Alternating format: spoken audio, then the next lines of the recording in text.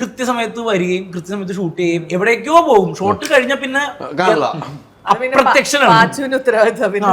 പാച്ചു വിളിച്ചിട്ട് എവിടെയോ കറക്റ്റ് ഷോട്ടിന്റെ ഇടയിൽ ഞാനും നായികയും കൂടെയുള്ള ഷോട്ടിന്റെ ഇടയിൽ കാണാനില്ല.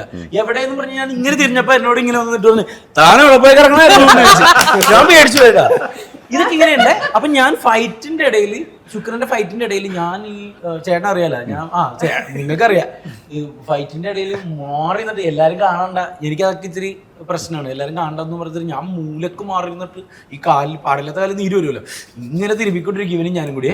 അപ്പൊ പുള്ളി വന്നേക്കാം കേട്ടോ, പുള്ളി വന്നിട്ട് നല്ല വേനണ്ടല്ലേ എന്ന് ചോദിച്ചു. അപ്പൊ ഞാൻ പറഞ്ഞു ആ പക്ഷെ സിനിമയെ കാണുമ്പോ നമ്മളൊന്നും അറിയില്ലല്ലോ എന്നൊക്കെ പറഞ്ഞ് അതങ്ങോട്ട് പോയേ. ഓക്കെ എന്ന് പറഞ്ഞു. എന്നിട്ട് ഒരു ഷെഡ്യൂളോ 2 ഷെഡ്യൂളോ 3-ാമത്തെ ഷെഡ്യൂളോ രണ്ടും വന്നിട്ട് നായികനെ എന്തോ കളിയാക്കിക്കൊണ്ടിരിക്കുക.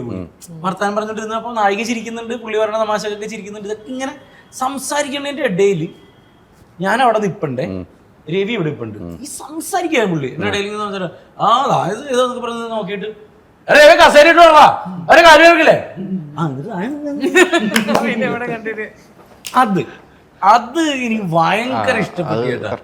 അതൊരു അത്രയും ഷെഡ്യൂളിന് ശേഷം അയാൾക്ക് ഞാൻ നിൽക്കുന്നതിന് അയാൾക്ക് പെയിൻ, അയാൾക്ക് എമ്പതി ചെയ്യാൻ പറ്റുന്നുണ്ട്. എമ്പതിയാണ് ഈ ലോകത്ത് വേണ്ടത്.